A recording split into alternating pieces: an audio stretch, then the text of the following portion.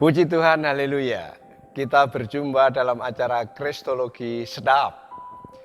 Doktrin Kristus yang diramu secara sedap, sederhana, mendasar, alkitabiah, dan juga praktis. Hari ini kita akan belajar mengenai kenaikan Tuhan Yesus ke surga.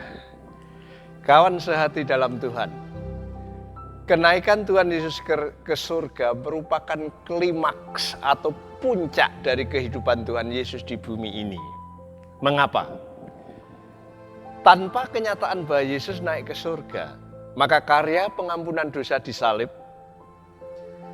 kebangkitan dari kubur menjadi tidak berarti sama sekali. Dengan kenaikan Tuhan ke surga, maka pengampunan Yesus dari atas kayu salib itu menjadi real. Kebangkitan dan pemberian hidup menjadi berarti. Kenapa? Karena kenaikan ke surga menjadi sebuah kepastian keselamatan secara total. Tentunya bagi orang yang mempercayai Yesus. Perhatikan di dalam Kisah Para Rasul pasal 1 ayat 9 sampai dengan 11, demikian bunyi firman Tuhan. Sesudah ia mengatakan demikian, terangkatlah ia disaksikan oleh mereka dan awan menutupnya dari pandangan mereka.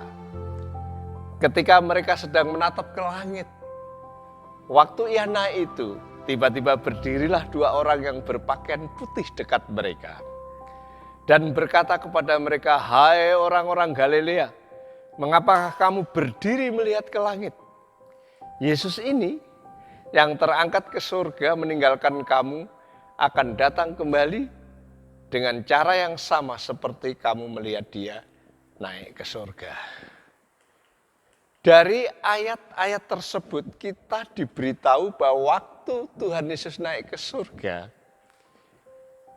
itu terjadi secara perlahan-lahan sebagaimana sebuah perjalanan. Jadi bukan lenyap seketika dan tiba-tiba dia sudah sampai di atas dan berkata, saya sudah sampai di sini." Bukan. Tapi itu seperti sebuah perjalanan yang naik perlahan-lahan, yang bisa dilihat, dicermati perlahan-lahan naik. Jadi ada sebuah perjalanan naik. Dan yang naik itu adalah tubuh jasmaniahnya, tubuh kebangkitan yang normal. Ini bukan jiwanya naik. Juga bukan nyawanya yang naik, tapi ini betul-betul tubuh jasmani, tubuh kebangkitan yang bisa dijamah itu. Yang naik seperti sebuah perjalanan naik.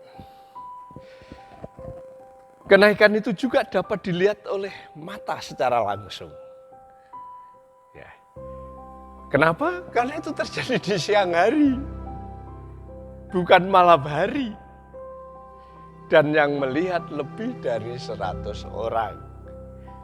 Setidaknya ada 120 menurut catatan di dalam Kisah Para Rasul. Dan tentunya 120 itu semua orang yang melek dan tidak buta. Sesampainya di langit, dikatakan awan menyambutnya. Ini menggambarkan bahwa Tuhan Yesus ketika naik, ditutup oleh awan, disambut oleh awan. Ini artinya dia disambut oleh hadirat Allah Bapa yang di surga.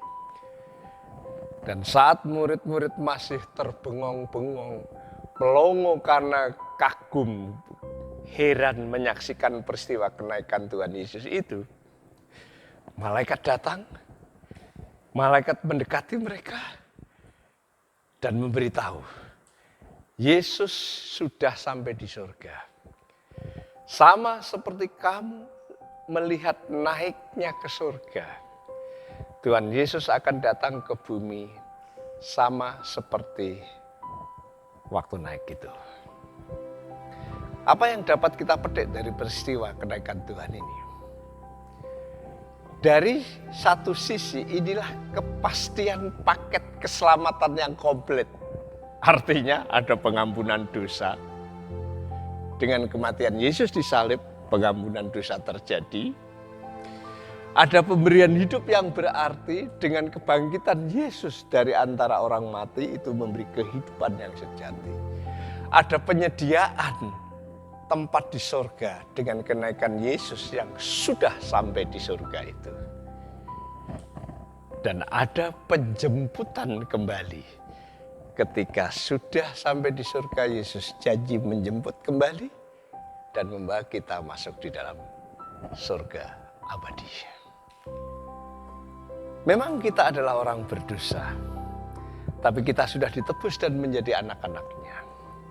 Kita bukan hanya diberi hidup, tapi senantiasa disertai Tuhan.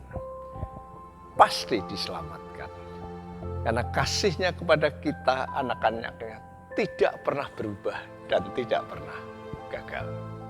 Itu sebabnya jadilah orang yang baik, anak yang baik, anak yang setia, anak yang mengasihi Bapa. Karena Bapa lebih dahulu setia dan mengasihi saudara dan saya. Tuhan memberkati. Mari kita berdoa. Makasih Tuhan Yesus karena kenyataan bahwa Engkau naik ke surga. Sungguh real karena disaksikan oleh lebih dari 100 orang. Juga malaikat berkata, Engkau sudah naik dan sudah sampai dan Engkau akan datang kembali.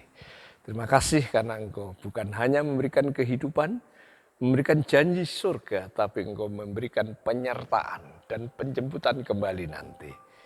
Biarlah kami menjadi anak yang baik, anak yang setia, yang selalu percaya dan mengabdi kepadamu. Dalam nama Tuhan Yesus. Haleluya. Amin.